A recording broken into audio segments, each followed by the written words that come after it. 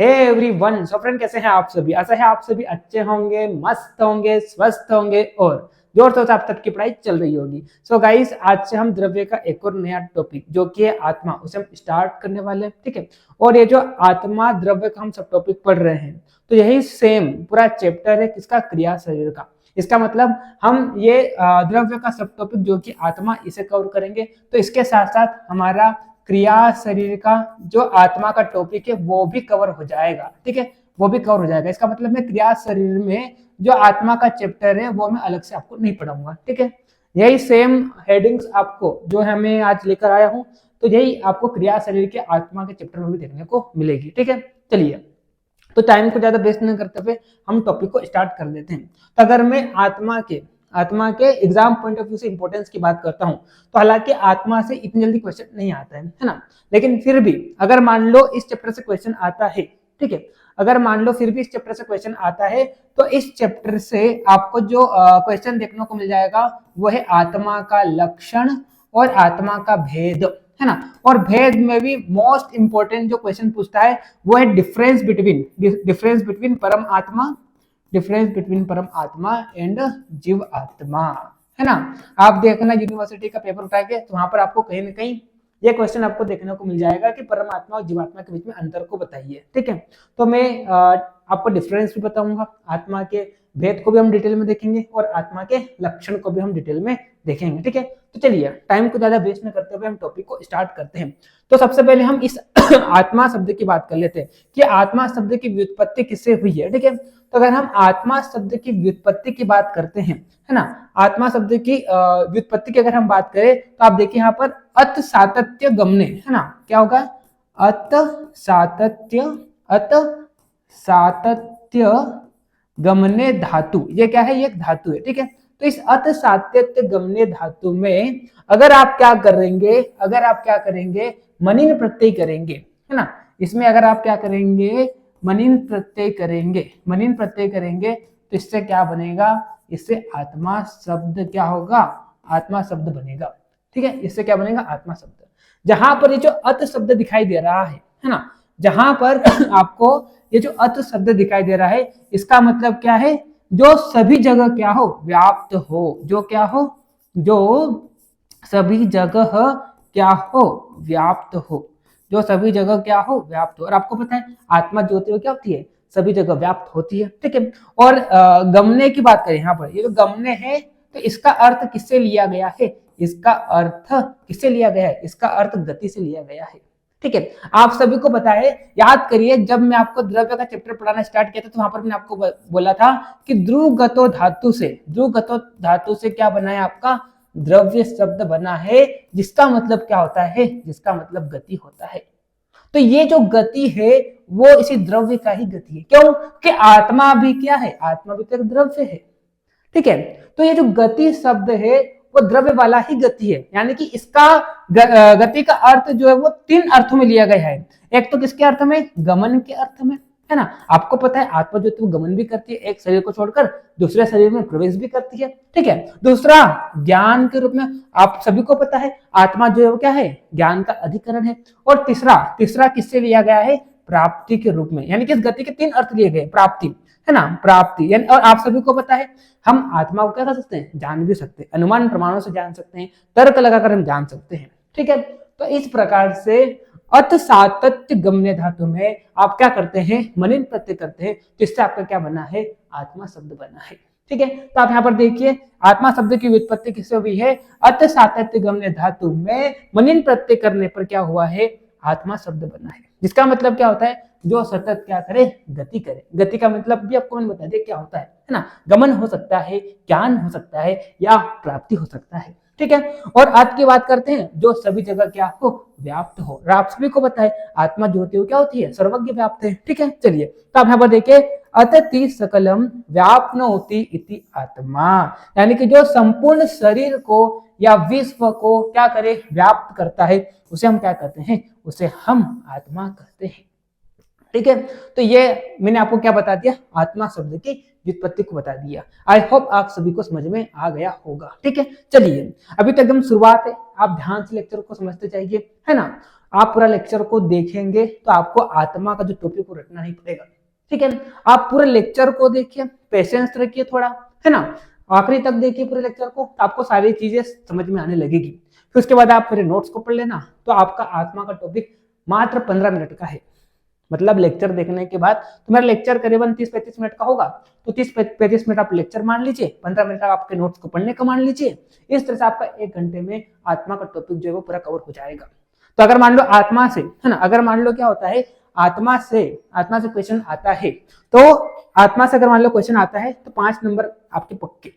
और देखना, मैं आपको बोल दूं, आत्मा से क्वेश्चन क्या देखने को मिलेगा, परमात्मा और जीव आत्मा के बीच में डिफरेंस बताइए। इसके अलावा लक्षण भी इंपॉर्टेंट हो जाता है, ठीक है। चलिए अब आगे आप देखिए आत्मा के हम पर्याय बताए गए हैं, है ना। तो आत्मा को हम जीव भी बोल देते हैं, आत्मा को चेतना भी बोला गया है, धातु भी बोला गया है, शरीरी भी बोला गया है, देही भी बोला गया है, पुरुष भी बोला गया है, ज्ञ भी बोला गया है, ईश्वर भी बोला गया है, दृष्टा है, निर्विकार है, साक्षी है, कर्ता है, सर्वज्ञ आदि, यानी कि सब जगह जो व्याप्त करता है, ठीक है, सॉरी सर्वज्ञ यानी कि जो सब कुछ जानने वाला होता है, ठीक है। तो इस तरह से ये क्या हो गया, आपका आत्मा के पर्याय हो गए, ठीक। चलिए अब हम आगे बढ़ते हैं। अब देखिए, जैसे मैंने आपको बोला था कि आत्मा के लक्षण इंपॉर्टेंट है, ठीक है।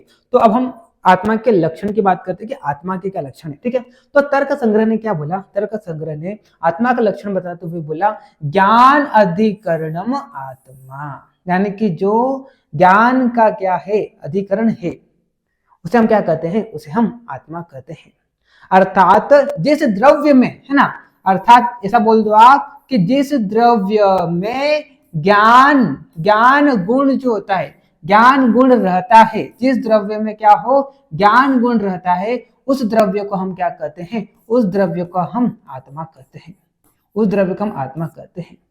और आप सभी को पता है कि द्रव्य में गुण जो होता है क्या होता है, समवाय संबंध से रहता है, यानी कि अपृथक भाव से जुड़ा हुआ रहता है। तो वैसे ही ज्ञान गुण भी द्रव्य में क्या होगा, समवाय संबंध से द्रव्य में प्रेजेंट रहेगा, यानी कि जहां पर क्या है, ज्ञान का गुण है, तो वो क्या कहलाएगा, वो आत्मा कहलाएगा। और आत्मा क्या, एक द्रव्य है, ठीक है। तो आप देख सकते हैं यहाँ पर ज्ञान के अधिकरण को आत्मा कहा गया है, अर्थात जिस द्रव्य में समवाय संबंध से ज्ञान हो। समवाय संबंध मैंने आपको ऑलरेडी बता चुका हूं मैं कि समवाय का मतलब क्या होता है, ठीक है। जब मैंने आपको द्रव्य का चैप्टर पढ़ना स्टार्ट ही किया, तो जब मैंने डिटेल में आपको बताया था क्या होता है, तो आप समझ गए होंगे, ठीक, जिसने लेक्चर देखा है। तो यहाँ पर क्या बोला, जिस द्रव्य में समवाय संबंध से ज्ञान हो, उसे हम क्या कहते हैं, उसे हम आत्मा कहते हैं, ठीक। चलिए अब आप देखिए यहाँ पर वैशेषिक दर्शन के अनुसार, अब देखो, अब वैशेषिक दर्शन ने यहाँ पर कई सारे लक्षण बताए हैं, और जिस द्रव्य में ये सारे लक्षण होंगे तो उसे हम क्या कहेंगे, उसे हम आत्मा कहेंगे। चलिए देख लेते हैं वो लक्षण क्या क्या है। तो वैशेषिक दर्शन ने क्या बोला, जिस द्रव्य में क्या हो, प्राण अपान, प्राण का मतलब क्या है, प्राण का मतलब होता है श्वास को अंदर लेना, बाहरी वायु को अंदर लेना, ठीक है। अपान का मतलब क्या होता है, अंदर की वायु को बाहर छोड़ना, यानी कि एक प्रकार से जिसमें क्या हो, जिसमें श्वसन क्रिया हो, जिसमें क्या हो, श्वसन क्रिया हो, वह क्या है, वह आत्मा है, वह क्या है, आत्मा है। इसका मतलब ये नहीं कि आत्मा जो है वो श्वसन क्रिया कर रही है, कर तो ये शरीर है, लेकिन किसकी सहायता से कर रहा है, वो आत्मा की सहायता से कर रहा है। यानी कि जिसमें क्या हो, प्राण और अपान, यानी कि श्वसन क्रिया हो, तो वह किसका लक्षण है, वह आत्मा का लक्षण है, यानी कि वो क्या है, वह आत्मा है, ठीक है। जिसमें क्या हो, निमेष और उन्मेष हो, निमेष उन्मेष यानी कि पलकों को खोलना और पलकों को बंद करना। तो जिसमें निमेष और उन्मेष हो, तो वह क्या है, वह आत्मा है, वह क्या है, वह आत्मा है। आगे क्या बोला, जीवन, यानी कि जो आयु को बनाए रखता है, जो आयु को क्या करता है, बनाए रखता है, या आप ऐसा बोल लो जो प्राणों को धारण किए रहता है, जो प्राणों को धारण किए रहता है, वह क्या है, वह आत्मा है, ठीक है। आप सभी को पता है आयु का डेफिनेशन क्या है, बताइए मेरे को। शरीर इंद्रिय सत्व आत्म संयोग, यानी कि शरीर इंद्रिया सत्व और आत्मा, इन चार के संयोग को हम क्या कहते हैं, आयु कहते हैं। इन चारों का जब संयोग रहेगा तो आपकी आयु क्या रहेगी, बनी रहेगी। इसका मतलब वही है, जो जीवन को बनाए रहता है, जो आयु को बनाए रहता है, उसे हम क्या कहते हैं, उसे हम आत्मा कहते हैं, ठीक है। आगे यहाँ पर क्या बोला, मनोगति, यानी कि जो मन की क्या कराए, मन की गति कराए, उसे हम क्या कहते हैं, उसे हम आत्मा कहते हैं। मन की गति का मतलब चिंतन करना, मनन करना, दिस ऑल और व्हाट, दिस ऑल आर मन की गति, ठीक है। और आगे क्या बोले यहाँ पर इंद्रिय इंद्रिय अंतर विकार, है ना। तो यहाँ पर क्या बोला, और जो क्या करे इंद्रियों में विकार, यानी कि मन एक इंद्रिय से लगा हुआ है ना, मन एक इंद्रिय से लगा हुआ है, तो उस इंद्रिय को छोड़कर दूसरी इंद्रिय पर उस मन को ले जाना, इसे हम क्या बोलते हैं, इंद्रिय विकार कहते हैं। जैसे कि इसको एक एग्जांपल से सुनिए आप। जैसे कि मान लो आपके सामने क्या रखा हुआ है, एक खट्टा फ्रूट रखा हुआ है। जैसे कि मान लो आप यहाँ पर कोई भी खट्टा फ्रूट ले लो, इमली ले लो, ठीक है। तो इमली को किसने देखा इमली को आंखों ने देखा। इंद्रिय, कौन सी इंद्रियों ने देखा, नेत्र इंद्रियों ने देखा, नेत्र इंद्रियों ने देखा, ठीक है, चक्षु इंद्रियों ने देखा, है ना। लेकिन प्रभाव किस पर पड़ा, प्रभाव किस पर पड़ा, प्रभाव रसना पर पड़ा, है ना। लार आने लगी, पानी आने लगेगा मुंह में, ठीक है। तो देखा तो किसने, देखा तो नेत्र इंद्रिय ने। लेकिन यहाँ पर क्या हो गया, इस इंद्रिय का विकार कहां पर उत्पन्न हुआ, आपके जिह्वा में हुआ। तो इसका मतलब मन का एक इंद्रिय से छोड़कर दूसरी इंद्रिय में जाना ही क्या कहलाता है, इंद्रिय विकार कहलाता है। तो जिसमें ये लक्षण हो, ये चीजें जो हुई, यानी कि देखा आंखों ने, लेकिन इफेक्ट कहां पर पड़ा, इस जीभ पर पड़ा। तो ये जो चीज हुई, तो किसके कारण हुई, आत्मा के कारण हुई, यानी किसका लक्षण, ये आत्मा का लक्षण है, ठीक है। आगे क्या बोला, सुख दुख इच्छा द्वेष, आगे क्या बोला, सुख दुख इच्छा द्वेष प्रयत्न, ये सब क्या है, इसके अलावा जिसमें क्या हो, सुख दुख इच्छा द्वेष प्रयत्न, है ना। जिस ये सब लक्षण हो, ये जो द्वंद्व जिसके कारण हो, तो उसे हम क्या कहते हैं, उसे हम आत्मा कहते हैं। तो आत्मा के कितने लक्षण बताए वैशेषिक दर्शन ने। पहला क्या बोला कि जिस द्रव्य में क्या हो, प्राण अपान यानी कि श्वसन क्रिया हो, जो पलक को बंद करवाए पलक को खोले, यानी कि उन्मेष निमेष हो, जिसमें जो जीवन को बनाए रखे, आयु को जो बनाए रखे, जो मन की गति कराए, जो मन का एक इंद्रिय को छोड़कर दूसरी इंद्रिय तक ले जाए, है ना। मन को एक इंद्रिय में लगा होती जो मन, तो उसको छोड़कर दूसरी इंद्रिय में ले जाना, जिसे हम क्या बोलते हैं, इंद्रिय विकार, है ना। और जो सुख दुख इच्छा द्वेष प्रयत्न, इन द्वंद्वों का जो कारण होता है, तो ये सब किसके लक्षण बताए गए, आत्मा के लक्षण बताए गए। जहां पर ये सारे लक्षण होंगे तो वो क्या होगा, वह आत्मा होगा। ऐसा किसने बोला, ऐसा वैशेषिक दर्शन ने बोला, ठीक है। तो देखिए वही चीज यहाँ पर लिखी हुई है, प्राण अपान पलके खोलना पलके बंद करना, जीवन मन की गति इंद्रियों से पर भावना, यानी कि भाई मन एक इंद्रिय में लगा हुआ है तो उसको दूसरी इंद्रिय में ले जाना, ठीक है। और सुख अप्रसन्नता इच्छा घृणा और प्रयत्न, ये सब क्या है, आत्मा के लक्षण है। आगे चरक संहिता ने जो वैशेषिक दर्शन ने बताया था, उसी को यहाँ पर चरक संहिता ने बताया, सेम वही चीज आप देख सकते हैं यहाँ पर, प्राण अपानो, यानी कि जिसमें क्या हो, जिसमें प्राण और अपान हो, प्राण अपान यानी कि जिसमें श्वसन क्रिया हो, ठीक है, वह क्या है, आत्मा है ना। फिर आगे क्या बोला, निमेष अध्या, यानी कि जिसमें क्या उन्मेष निमेष हो, वह क्या है, आत्मा है। जीवनम, यानी कि जो प्राणों को धारण करे, जो जीवन को बनाए रखे। मनसो गति है, यानी कि जो मन की गति कराए, ठीक है। और आगे देखिए यहाँ पर इंद्रिया अंतर संचार, है ना। तो जैसे कि मैंने आपको बताया था अभी एग्जाम्पल देकर, है ना, खट्टे फ्रूट को देखने को, तो वही चीज यहाँ पर बताई गई है ना। और आगे क्या बोला, धारणम, धारणम का मतलब क्या होता है, धारणम का मतलब क्या होता है कि ज्ञान इंद्रियों से जो प्राप्त हुआ, ज्ञान इंद्रिय के विषय को बनाए रखना, धारण किए रखना, है ना। यानी कि इंद्रियों ने क्या किया, है ना, इंद्रियों जो ज्ञान इंद्रिय थी, तो ज्ञान इंद्रिय जो भी है ना, उन्होंने क्या करा, अपने विषय को ग्रहण किया, अपने विषय को क्या किया, ग्रहण किया। तो इस विषय को क्या करना, धारण करना या बनाए रखना, है ना। यानी कि ज्ञान इंद्रियों के कर्म को बनाए रखना, उसे हम क्या कहते हैं, उसे हम धारणम कहते हैं, ठीक है। इसके अलावा यहाँ पर क्या बोला, देश आंतर गति है स्वप्ने, यानी कि स्वप्न में एक स्थान से दूसरे स्थान जाना, यानी कि जैसे कि बात करते हैं, आप सोए हुए हैं ना, और सोते हुए आप क्या कर रहे हैं, या तो आसमान में विचरण कर रहे हैं, आकाश में विचरण कर रहे हैं, या किसी जंगल में घूम रहे हैं। सपना आता तो देखते ना, यार मैं कल सपने में वहां गया था, कहाँ पर गया था, जंगल में गया था। तो इसी को क्या कहते हैं, देशांतर गति है स्वप्न बोलते हैं ना। यानी कि स्वप्न में क्या करना, स्वप्न में इधर उधर गति करना, गमन करना, ठीक है। आगे क्या बोले यहाँ पर, पंचत्व ग्रहणम, पंचत्व ग्रहणम का मतलब क्या होता है, जैसे कि आप सभी को पता है हमारा जो शरीर है वो कैसा है, आयुर्वेद के अनुसार षड धात्वात्मक शरीर है। कैसा है, षड धात्वात्मक, है ना, षड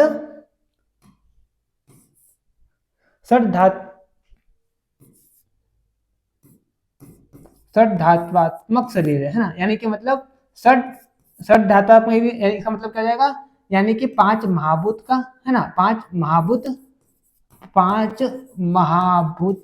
प्लस आखिरी में क्या है, आत्मा, इससे बना हुआ है। ठीक है, तो ये पूरा हमारा क्या है, शरीर है। ठीक है, तो अगर ये आत्मा निकल जाएगा तो सिर्फ क्या बच जाएगा, पंच महाभूत बच जाएगा। तो इसको वही बोलते हैं पंचत्व ग्रहण करना, है ना, यानी कि सिर्फ शरीर में पंच महाभूत को ही बनाए रखना, यानी कि आत्मा निकल जाएगी तो सिर्फ क्या बचेगा, फिर पंच महाभूत बचेगा। तो इसी को क्या बोलते हैं, पंचत्व ग्रहणम। ठीक है, आगे क्या बोले यहाँ पर, दृष्टस्य दक्षिणेनाक्षणा सव्येनावगम स्थितः, है ना, सव्येनावगम स्थितः, है ना। क्या बोले यहाँ पर आगे, दृष्टस्य दक्षिणेनाक्षणा सव्येनावगम स्थितः। तो इसका मतलब क्या हो जाएगा, इसका मतलब ये हो जाएगा कि दाहिनी आंख से आपने किसी वस्तु को देखा, है ना, कुछ दिनों बाद उसी वस्तु को इस बाईं आंख से देखना, तो जो इस आंख ने उस वस्तु को ग्रहण किया था, तो ये आंख का भी उसी वस्तु का ग्रहण करना कि वही वस्तु है। तो इसी को क्या बोलते हैं, इसी को दृष्टस्य दक्षिणेन आक्षणा सव्येन आवगम स्थिता, इसी को यही चीज बोलते हैं। यानी कि जो दाईं आंख ने किसी वस्तु को देखा तो बाईं आंख के द्वारा उसी चीज को जानना कि ये वही वस्तु है जो दाईं आंख ने देखा था। तो इसी चीज को, इसी लाइन का मतलब यही चीज होता है। जैसे कि यहाँ पर कहने का मतलब ये है कि जैसे कि आप हो, है ना, आप मेरे को देख रहे हैं, है ना, और आपका कोई दोस्त है जो किसी और जगह है, तो आप मेरे को देख रहे हैं, ठीक है, आप मेरे को जानते हैं, आपने मेरे को देखा तो आप मेरे को जान लोगे, लेकिन आपका दोस्त मेरे को जान पाएगा, नहीं जान पाएगा, क्योंकि उसने मेरे को देखा नहीं है। ठीक है, तो इसी प्रकार से यहाँ पर ये बोला गया है कि दोनों आंख तो अलग अलग है, ये आंख भी अलग है, ये आंख भी अलग है। तो इस आंख ने क्या करा, किसी वस्तु को देखा, है ना, इस आंख ने किसी वस्तु को देखा, अगर आप इसको बंद करेंगे तो कुछ दिनों बाद अगर यही आंख से आप उस वस्तु को देखोगे तो आप उसको जान जाओगे। तो ये किस कारण है, ये आत्मा कारण है ना। दोनों आंख अलग अलग होते हुए भी आप क्या कर रहे हैं, इस आंख से जिस वस्तु को देख रहे हैं तो इस आंख से भी अगर देखोगे तो उसी वस्तु को ग्रहण करेंगे। तो ये क्या कहलाता है, यही कहलाता है दृष्टस्य दक्षिणेन आक्षणा सव्येन आवगम स्थितः। इसका मतलब यही है। तो ये किसका लक्षण है, ये आत्मा का लक्षण है। ठीक है, आगे आप देखिए यहाँ पर, इच्छा द्वेष सुख दुख प्रयत्न चेतना धृति बुद्धि स्मृति अहंकारो, ये सब किसके लक्षण है, ये आत्मा के लक्षण बताए गए। ठीक है, तो इस तरह से ये सारे लक्षण जो वैशेषिक दर्शन ने बोला था वही सेम सारे चीजें किसने बोली हुई है, चरक ने भी बोली हुई है। ठीक है, तो जिसमें ये सारे लक्षण होंगे तो वो क्या होगी, वो आत्मा होगी। ठीक, चलिए अब देखिए आप यहाँ पर देखिए, जैसे आप देखिए प्राण अपान यानी कि श्वास और प्रश्वास यानी कि जिसमें क्या हो, श्वसन क्रिया हो। ठीक है, तो वो क्या है, आत्मा है। आगे क्या बोले यहाँ पर, निमेषाध्या यानी कि जिसमें क्या हो, पलक बंद करना। निमेष का मतलब क्या होता है, पलक बंद करना। उन्मेष का मतलब क्या होता है, पलके खोलना। तो जिसमें ये हो तो वो क्या है, आत्मा है। ठीक है, जो जीवन या अस्तित्व को बनाए रखे यानी कि आयु को बनाए रखे, प्राणों को धारण किए रखे, वो क्या कहलाती है, आत्मा कहलाती है। मनसो गति, मन का एक स्थान से दूसरे स्थान में क्या करवाना, गति कराना। तो ये भी किसका लक्षण है, ये भी आत्मा का लक्षण है। ठीक है, इंद्रियांतर संचार, इसका मतलब क्या हो जाएगा, मन का एक इंद्रिय से दूसरी इंद्रिय में संचार कराना, है ना। जैसे कि मैंने आपको बताया था, अगर आप खट्टी चीज को देखते हैं तो देखा तो कहते हैं चक्षुर इंद्रिय ने, लेकिन प्रभाव किस पर पड़ा, रसना पर पड़ा। ठीक है, यही क्या कहलाता है, इंद्रियों का विकार कहलाता है। ठीक है, आगे आप देखिए प्रेरण यानी कि इंद्रिय अपने अपने विषयों का ग्रहण करती है तो उन्हें इसकी प्रेरणा आत्मा से प्राप्त होती है। जैसे कि बात करते हैं, ज्ञान इंद्रिया है ना, ज्ञान इंद्रिया है, तो ज्ञान इंद्रिया जो होती है शब्द आदि जो भी इसके क्या है, विषय है, उसको जो ग्रहण करते हैं। ठीक है, इसके अलावा कर्म इंद्रिय जो होती है वो भी क्या करती है, अपने कर्मों करती है। तो अपने कामों को यानी कि ज्ञान इंद्रिया को अपने कामों को करने के लिए, कर्म इंद्रिया को अपने कामों को करने के लिए प्रेरणा कौन देता है, आत्मा देता है। यानी कि आत्मा जो होती है क्या करती है, इनको प्रेरित करती है। ठीक है, चलिए उसके बाद देशांतर गति स्वप्न यानी कि स्वप्न में एक स्थान से दूसरे स्थान जाना, है ना, यह मन का कार्य, परंतु मन की गति का कारण क्या है, आत्मा है। ठीक है, तो स्वप्न का एक स्थान से दूसरे स्थान जाना, है ना, हालांकि ये किसका कार्य है, ये मन का कार्य है। लेकिन मन देखो एक चीज आप जान लीजिए, यहाँ पर ऐसा क्यों बोला मन का कार्य है, आत्मा का लक्षण बताते हुए यहाँ पर मन का कार्य क्यों बोला, तो इसको आप समझ लीजिए। देखिए एक चीज आप जान लीजिए कि मन जो है ना, मन की अगर हम बात करते हैं तो मन कैसा है, मन जो है वो सक्रिय है। मन जो है वो क्या है, सक्रिय, ये नहीं कि ये फंक्शनल है, लेकिन ये कैसा है, अचेतन है। लेकिन ये कैसा है, अचेतन है। वही अगर हम बात करते हैं, है ना, कहाँ गया यार, लेकिन कैसा है, ये अचेतन है। वही अगर हम बात करते आत्मा, है ना, आत्मा की अगर हम बात करते तो आत्मा तो क्या है, चेतन तत्व है। आत्मा, आत्मा क्या है, आत्मा चेतन तत्व है, लेकिन ये कैसा है, निष्क्रिय है, यानी कि क्रिया को नहीं करता है ना। आत्मा जो होती है क्रिया को नहीं करती है, लेकिन फिर भी इसे आत्मा को कर्ता बोला गया। क्यों बोला गया है, इसलिए बोला गया है, इसलिए बोला गया है क्योंकि आत्मा जो होता है वो क्या करता है, मन को चेतना प्रदान करता है कि अपने काम को करे। यानी कि मन जो होता है आत्मा के बिना काम नहीं कर सकता है, मतलब मन जो है आत्मा के बिना काम कर ही नहीं सकता है। यानी कि जब तक आत्मा जो है वो मन को चेतना नहीं देगी, है ना, क्योंकि आत्मा क्या, आत्मा एक तो निष्क्रिय है लेकिन ये चेतन तत्व है।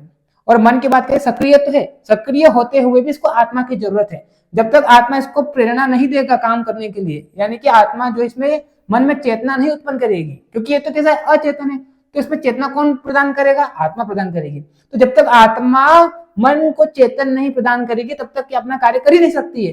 तो इसीलिए यहाँ पर बोला गया है कि स्वप्न में एक स्थान से गति करना, एक स्थान से दूसरे स्थान में जाने तो मन का कार्य है, लेकिन फिर भी इसमें इस गति के लिए कारण कौन है, आत्मा है। क्यों, क्योंकि आत्मा क्या, चेतन तत्व है, मन क्या है, अचेतन है। तो मन में चेतन कौन प्रदान करेगा, आत्मा प्रदान करेगी। ठीक है, भले ये गति करवाना काम मन का है, लेकिन जब तक आत्मा उसमें चेतना नहीं लाएगी तो ये सक्रिय होते हुए भी, फंक्शनल होते हुए भी अपना कार्य नहीं कर पाएगा। ठीक है, तो इसीलिए यहाँ पर बोला गया ऐसा। ठीक, चलिए अब हम बात करते हैं आगे। देखिए, दृष्टस्य दक्षिणे नाक्षिणा सत्यन अवगम स्थिता, है ना। तो ये चीज मैंने आपको बोला था कि दाहिनी आंख से देखी गई वस्तु को बाईं आंख से देखना और ये जानना कि जो दाहिनी आंख ने देखा था ये वही वस्तु है। तो ये किसका लक्षण है, ये भी आत्मा का लक्षण है। दोनों आंख अलग अलग होते हुए भी जो दाईं आंख किसी वस्तु को देखती है तो उसी वस्तु का अगर आप इस आंख से देखोगे तो पहचान लोगे, जान जाओगे, है ना। तो ये किसका लक्षण बताया गया, ये आत्मा का लक्षण है। ठीक है, अब उसके आप देखिए आगे यहाँ पर कुछ द्वंद्व बताए, जैसे इच्छा, घृणा, सुख, दुख, प्रयत्न, चेतना, स्थिरता, बुद्धि, स्मृति और अहंकार। दिस ऑल आर व्हाट लक्षण ऑफ आत्मा। ये सब क्या है, आत्मा के ही लक्षण है। ठीक है, चलिए अब हम फटाफट आगे बढ़ते हैं। अब देखो आत्मा का स्थान क्या है, तो आत्मा का स्थान हृदय बताया गया है।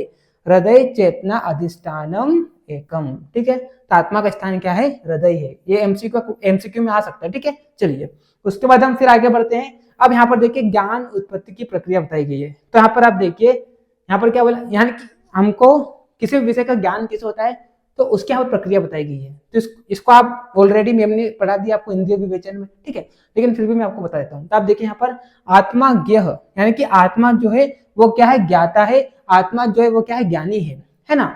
आत्मा क्या है, ज्ञाता है। इसका मतलब ये नहीं, अब देखो यहाँ पर हमने बोला कि आत्मा ज्ञाता है या आत्मा जो है वो क्या है, ज्ञानी है। आत्मा जो है वो क्या है, ज्ञानी है ना। तो इसका मतलब ये नहीं है कि आत्मा पहले से ही सब कुछ जानता है। इसका मतलब ये नहीं कि आत्मा पहले से ही जानता है। ज्ञाता है, ज्ञानी का मतलब ये नहीं कि पहले से ही सब कुछ जानता है। इसका मतलब ऐसा है कि आत्मा में जानने की क्षमता है।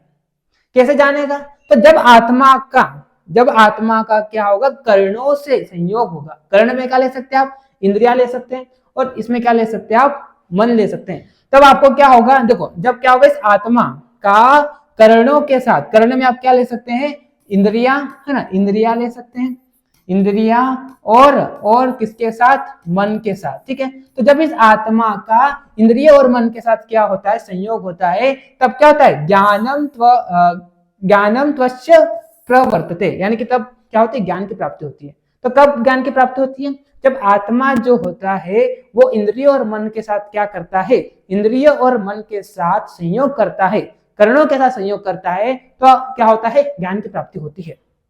अगर मान लो, आगे क्या बोले यहाँ पर, अगर मान लो क्या हो जाए, इन कर्णों में क्या हो जाए, अगर ये कर्ण, ऐसा बोल सकते हैं, अगर ये कर्ण जो है ये क्या हो जाए, मलिन हो जाए, अगर ये कर्ण क्या हो जाए, मलिन हो जाए, या आत्मा का इन इंद्रियों या मन के साथ, यानी कि कर्णों के साथ अगर मान लो संयोग सही से ना हो, है ना, संयोग क्या हो, सही से संयोग ना हो, तो हमको क्या होगा, ज्ञान की प्राप्ति नहीं होगी। तो इसको एक उदाहरण से यहाँ पर समझाया, उदाहरण देके समझाया। जिस प्रकार से आप दर्पण देखा होगा, दर्पण पे अगर मान लो धूल या मिट्टी कुछ लगी हुई होती है, है ना, तो आप देखते हुए भी आपको दिखाई नहीं देता उस दर्पण में। ठीक उसी प्रकार से अगर आप तालाब में जाएंगे, है ना, तो अगर वो निर्मल जल नहीं है ना, निर्मल जल नहीं है, तो अगर आप देखेंगे तब भी आपको छाया उसकी नहीं, आपका जो प्रतिबिंब है वो आपको सही से नहीं दिखाई देगा। तो ठीक उसी प्रकार से यहाँ पर ये बोला गया है कि अगर इस आत्मा का करण और करण यानी कि इंद्रिय और मन के साथ ठीक से संयोग नहीं होता है ना, तो क्या होगा, ज्ञान की प्राप्ति नहीं होगी। ठीक है, तो यहाँ पर क्या बोला कि आत्मा जो है वो क्या ज्ञानी है, यानी कि आत्मा जो है वो क्या है, ज्ञाता है ना। और कैसे ज्ञान होगा, तो जब इस आत्मा का क्या होगा, कर्णों के साथ क्या होगा, संयोग होगा, कर्ण में इंद्रिय और मन आ जाएगा, तो हमें क्या होती है, ज्ञान की प्राप्ति होती है। लेकिन यहाँ पर क्या बोला कि अगर मान लो कर्णों के साथ अगर इसका संयोग हुआ है और ये कैसा है, अच्छे से ठीक से संयोग नहीं हुआ, और ये कर्ण में, और ये कर्ण अगर मान लो क्या होता है, मलिन हो जाते हैं, तब भी हमको क्या होता है, ज्ञान की प्राप्ति नहीं होती है। ठीक है, तो आप देखिए यहाँ पर आत्मा क्या है, ज्ञानी है, अर्थात बोधक क्या ज्ञाता है ना। जब ये आत्मा कर्णों अर्थात कर्ण में क्या जाएगा, इंद्रिय और मन हो जाएगा। ठीक है, इनके साथ अगर मान लो संयोग करता है तो हमको क्या होता है, ज्ञान की प्राप्ति होती है। ज्ञान प्राप्ति के लिए कर्णों का निर्बल होना क्या है, अति आवश्यक है। यदि ज्ञान के साधन स्वयं क्या होंगे, विकृत होंगे, है ना, ज्ञान के साधन यानी कि करण अगर यही क्या होंगे, विकृत होंगे, तो यह आत्मा के साथ संबंध में नहीं होगा, यानी कि सही से संयोग नहीं होगा, तो हमें क्या होगा, ज्ञान नहीं होगा। और अगर होगा भी तो कैसा होगा, दोषपूर्ण होगा। ठीक है, ठीक से ज्ञान नहीं होगा, है ना। तो इसको उदाहरण देकर समझाया यहाँ पर, जिस प्रकार गंदे दर्पण या गंदे पानी में विकृत छवि दिखाई देती है, तो ठीक उसी प्रकार से अगर मान लो कर्णों के साथ आत्मा का सही से मिलन नहीं होता है, या कर्ण में क्या होता है, विकृत हो जाते हैं, तो हमको क्या होता है, फिर ज्ञान की प्राप्ति नहीं होती है। ठीक है, चलिए अब फिर आगे आप देखिए, आगे यहाँ पर किस प्रकार से ज्ञान होता है, तो उसको यहाँ पर बताया गया है। तो आप देखिए यहाँ पर आत्मा मनसा युज्यते, मनसा इंद्रियम, इंद्रियण अर्थो तत् ज्ञानम, तत्व ज्ञानम। ठीक है, यहाँ पर क्या होता है, जब आत्मा जो होती है वो मन के साथ संयोग करती है, मन जो होता है जब क्या करता है, इंद्रियों के साथ संयोग करता है, और इंद्रिया जो होती है इंद्रियों के अर्थ के साथ, जैसे कि बात करते हैं चक्षुर इंद्रिय रूप के साथ, है ना, अगर मान लो घ्राण इंद्रिय है तो गंध के साथ, है ना, रस इंद्रिय है तो रस के साथ, ठीक है, स्पर्श इंद्रिय है तो स्पर्श के साथ, कर्ण इंद्रिय है तो शब्द के साथ। तो जब इंद्रिया जो होती है इंद्रियों के अर्थ के साथ क्या करती है, संयोग करती है, तो हमें फिर लास्ट में क्या, तो ज्ञान की प्राप्ति होती है। तो यहाँ पर ज्ञान उत्पत्ति क्रम में क्या बोला, सबसे पहले आत्मा का मन के साथ मिलन होता है, मन का इंद्रियों के साथ होता है, इंद्रियों का इंद्रियों के अर्थ के साथ होता है, और फिर लास्ट में हमको फिर क्या होती है, इस तरह से ज्ञान की प्राप्ति होती है। और अगर मान लो ये जो आपको दिखाई दे रहे हैं, ये जो करण आपको दिखाई दे रहे हैं ना, ये जो करण आपको दिखाई दे रहे हैं, अगर ये करण क्या हो जाते हैं, विकृत हो जाते हैं, है ना, अगर ये करण विकृत हो जाते हैं या ठीक से संयोग नहीं होता है ना, या ठीक से क्या होता है, संयोग नहीं होता है, तो फिर क्या होगा, हमको इस ज्ञान की प्राप्ति नहीं होगी। ठीक है, चलिए अब हम आगे बढ़ते हैं आगे यहाँ पर आत्मा के गुण, तो आत्मा के यहाँ पर 14 गुण बताए गए, बुद्धि, द्वेष, पृथकत्व, धर्म, सुख, प्रयत्न, संयोग, अधर्म, फिर दुख, अच्छा ऐसा मैंने बताया, देखो बुद्धि, सुख, दुख, इच्छा, द्वेष, प्रयत्न, संख्या, परिमाण, पृथकत्व, संयोग, विभाग, भावना, धर्म, अधर्म, ये 14 गुण है, याद करें ना आप। ठीक है, चलिए अब ये क्या होता है, तो हम गुण चैप्टर में हम सब देखेंगे, है ना, क्या है संयोग गुण क्या है, विभाग गुण का मतलब क्या होता है, पृथकत्व का मतलब, तो हम जब गुण चैप्टर पढ़ेंगे तो इन गुण का मतलब आपको सब पता चल जाएगा। लेकिन आप अभी याद कर लीजिए कि आत्मा के 14 गुण होते हैं। आत्मा के भेद मैंने आपको पहले ही बताया था, अब 1 मिनट में थोड़ा कैमरा चेक कर लूं। चलिए अब हम बात करते हैं आत्मा के भेद, है ना, तो बहुत इंपॉर्टेंट है। देखिए आप यहाँ पर यहाँ तक क्वेश्चन पूछता है। ठीक है, तो देखिए अब तर्क संग्रह ने क्या बोला, सद्विधो जीव आत्मा परमात्मा च। देखो एक प्रकार आप एक चीज आप नोट डाउन कर लीजिए कि चरक ने क्या बोला कि आत्मा जो है ना, आत्मा की अगर हम बात करते हैं तो आत्मा क्या है, आत्मा जो है वो एक और विभु है। चरक ने क्या बोला, चरक ने ये बोला कि आत्मा जो है वो क्या है, एक है, और आत्मा जो है वो क्या है, आत्मा जो है वो विभु है। एक का मतलब एक, है ना, और विभु की बात करते हैं, विभु मतलब सभी जगह व्याप्त है। ठीक है, तो आत्मा एक है और आत्मा क्या, विभु है। लेकिन फिर भी इसी आत्मा को अवस्था के अनुसार, है ना, अवस्था के अनुसार या उपाधि के, हाँ ऐसा बोल सकते हैं कि आत्मा तो एक ही है, लेकिन इसी आत्मा को अवस्था के अनुसार अलग अलग उपाधि दी गई है ना। क्या बोला गया है, अलग अलग उपाधि दी गई है, अलग अलग क्या दी गई, उपाधि दी गई है। जैसे कि फॉर एग्जाम्पल, जैसे कि आयुर्वेद ने 3 प्रकार की आत्मा बताई है, आयुर्वेद ने क्या बोला, 3 प्रकार की। फिर मैं बोल रहा हूँ आत्मा तो वैसे क्या एक ही है, आत्मा तो एक ही है, लेकिन अवस्था के अनुसार इसे अलग अलग उपाधि दी गई है। इसको आप कुछ इस प्रकार से भी जान लीजिए कि जैसे कि मैं हूं, है ना, तो आप मेरे को देख रहे हैं एज अ टीचर की नजर से, है ना। वही अगर मैं अपने घर जाता हूं तो मेरे घर माता पिता है, तो मेरे माता पिता मेरे को अपने बेटे की नजर से देखते हैं। वही अगर मेरा कोई बड़ा भाई है तो मेरे को छोटा भाई की नजर से देखता है। यानी कि मेरी अलग अलग अवस्थाओं के अनुसार अलग अलग उपाधि है। माता पिता के पास जाता हूँ तो उनके सामने में क्या हूँ, बेटा हूँ। भाई के पास जाता हूँ तो छोटा भाई हूँ, है ना। आपके पास हूँ, आप मेरे को देख रहे हैं तो आपके लिए मैं टीचर हूँ। तो मेरी मैं हूँ तो एक ही, लेकिन उपाधि अलग अलग है। तो वैसे ही आत्मा क्या है, एक है, लेकिन अवस्था के अनुसार इसकी अलग अलग क्या दी गई है, उपाधि दी गई है। तो आयुर्वेद ने 3 प्रकार की आत्मा बताई। सबसे पहले क्या बोला, परमात्मा, यानी कि जिस आत्मा को क्या हो गया है, मोक्ष की प्राप्ति हो गई है, जो आत्मा क्या निर्विकार है, जो आत्मा जो है वो क्या हो गई है, कर्म के बंधनों से मुक्त हो गई है, तो वो क्या हो जाएगी, परमात्मा हो जाएगी, है ना। मतलब उसी आत्मा को, मतलब इस आत्मा में, जिस आत्मा को क्या हो गया, मोक्ष की प्राप्ति हो गई है, जो कर्मों के बंधनों से मुक्त है, तो वो परमात्मा है। जो हमारे शरीर में है, जो स्थूल शरीर को धारण किए रही है, तो वो क्या है आपकी, वो आपकी जीवात्मा है ना। और जो भटकती आत्मा है उसको अपन क्या बोल सकते हैं, लिंग शरीर बोल सकते हैं, या इसको अलग अलग नाम दिया गया है। सूक्ष्म शरीर बोला गया है, स्थानांतरित आत्मा बोली गई है ना, जो भटकती रहती है। तो इस प्रकार से 3 प्रकार की आत्मा आयुर्वेद के अनुसार बोला। वह अगर मैं तर्क संग्रह के अनुसार बोलता हूँ तो तर्क संग्रह ने क्या बोला कि 2 प्रकार की आत्मा है, सद्विधो, एक तो क्या है जीव आत्मा, दूसरा क्या है परम आत्मा। तर्क संग्रह के अनुसार 2, जीव आत्मा और परमात्मा, ठीक है। आगे क्या बोला यहाँ पर, आगे यहाँ पर परमात्मा के बारे में बोला, तत्र ईश्वर, यानी कि परमात्मा जो है क्या है, ईश्वर है। परम आत्मा जो है क्या है, सर्वज्ञ है, यानी कि सब कुछ जानने वाला है। परमात्मा जो है वो क्या है, एक है, ठीक है। और सर्वज्ञ मतलब एक चीज ये भी देख लीजिए कि परमात्मा जो क्या है, सब जगह व्याप्त है, ठीक है।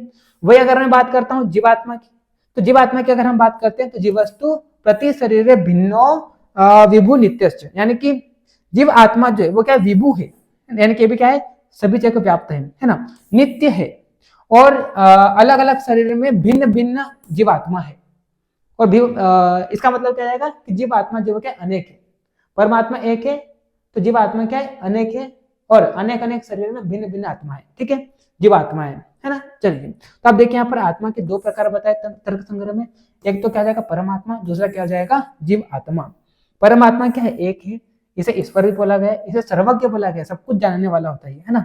और जीव आत्मा की बात करते हैं तो विभु है, नित्य है, और ये प्रत्येक शरीर में कैसी है, भिन्न भिन्न है, इसका मतलब ये अनेक है, ठीक है। चलिए, अब हम बात करते हैं आयुर्वेद के अनुसार बात करें तो जैसे कि मैं आपको बोला कि आयुर्वेद में 3 प्रकार की आत्मा, परम आत्मा जिसको मोक्ष की प्राप्ति हो गई है, जो कर्म के बंधनों से मुक्त है, जो निर्विकार है, जो दृष्टा है, तो वो क्या है, वो परम आत्मा है, जो क्रिया को देखने वाला है ना।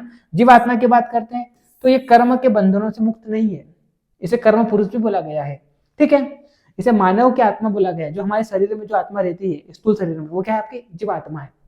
और लिंग या सूक्ष्म शरीर की बात करते हैं तो ये कैसे आत्मा है, भटकती हुई आत्मा है, ठीक है।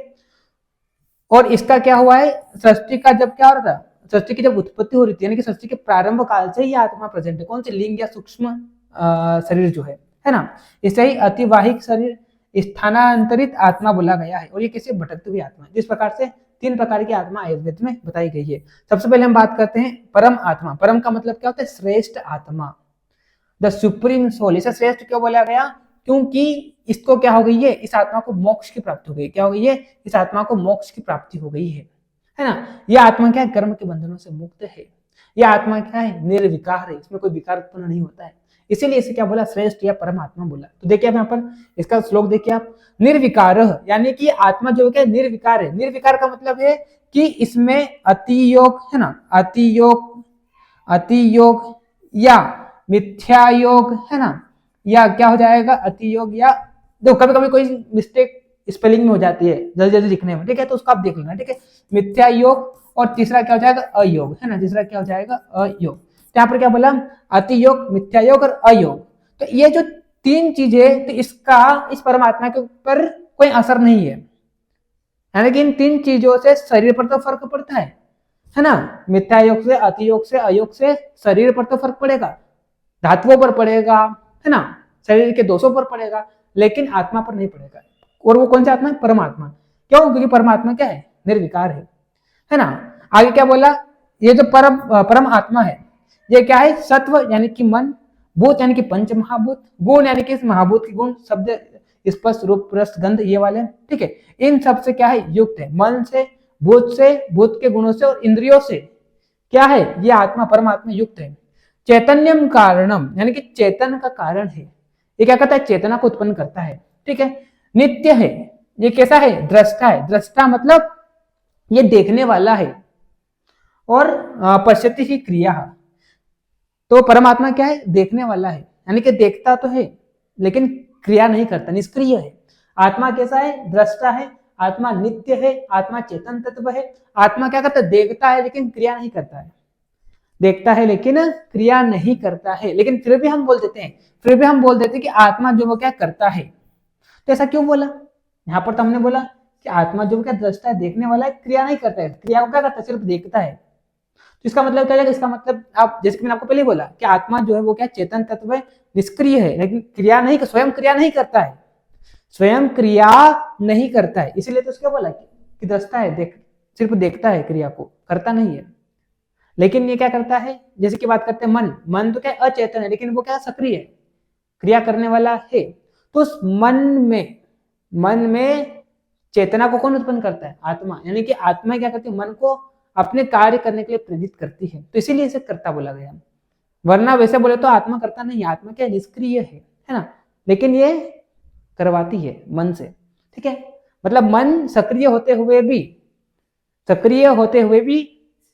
वो खुद से कार्य नहीं कर पाएगा जब तक आत्मा उसमें इन्वॉल्व नहीं होगी। क्यों? क्योंकि आत्मा क्या? चेतन तत्व है और मन क्या? अचेतन है। तो मन में चेतना उत्पन्न कौन करेगा? आत्मा करेगी।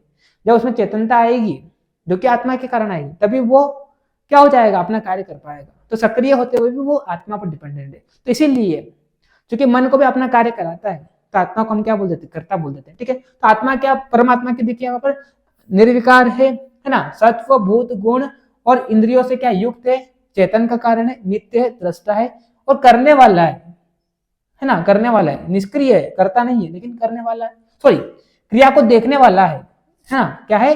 क्रिया को देखने वाला है, करता नहीं है, निष्क्रिय है, ठीक है। चलिए, तो आप देखिए यहाँ पर परमात्मा निर्विकार है, यानी कि विकारों से रहित है ना।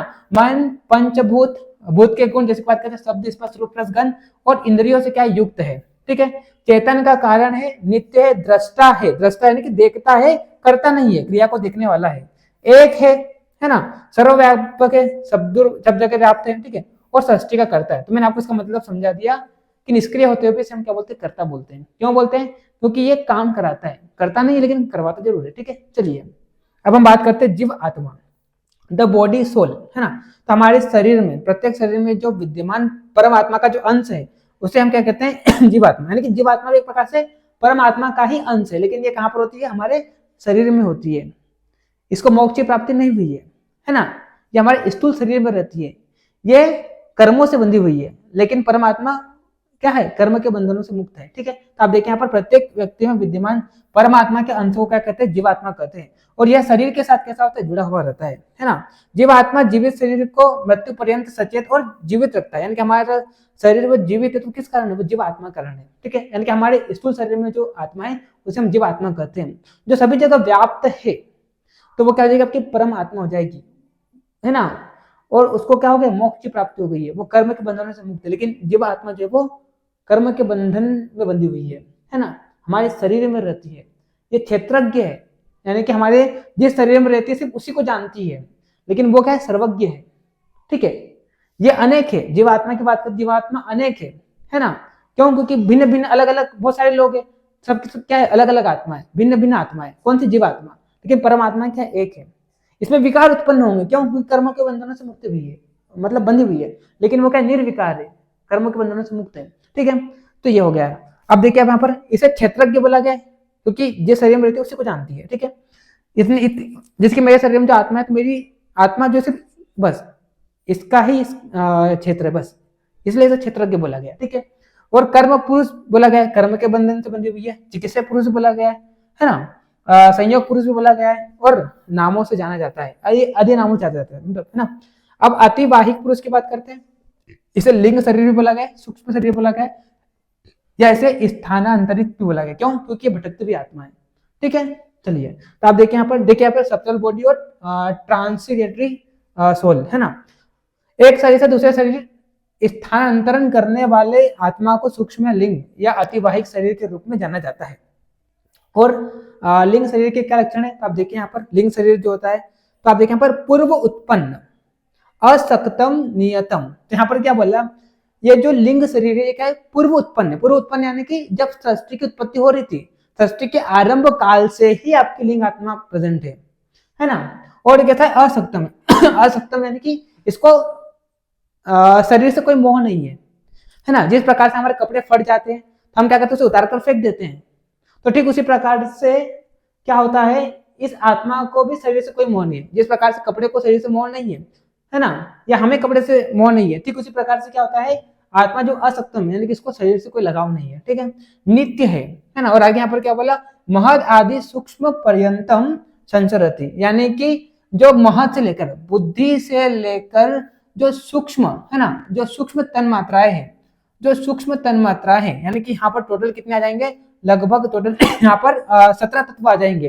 ठीक है, तो इन 17 तत्वों में ही, यानी कि महद से लेकर सूक्ष्म जो तन्मात्रा है, तो इन्हीं के बीच में क्या करती है? संचरण करती है। इन्हीं के बीच में क्या करती है? गमन करती है। यानी कि इन तत्वों से क्या हुई है? आपका लिंग शरीर बना हुआ है ना। निरुपभोगम, निरुपभोगम मतलब यानी कि स्थूल शरीर को क्या करता है? धारण करता है। स्थूल शरीर का क्या करता है? उपभोग करता है ना। और एक स्थूल शरीर को छोड़कर दूसरे स्थूल शरीर में क्या करता है? प्रवेश करता है, यानी कि भटकता रहता है। ठीक है, और आगे यहाँ पर क्या बोला?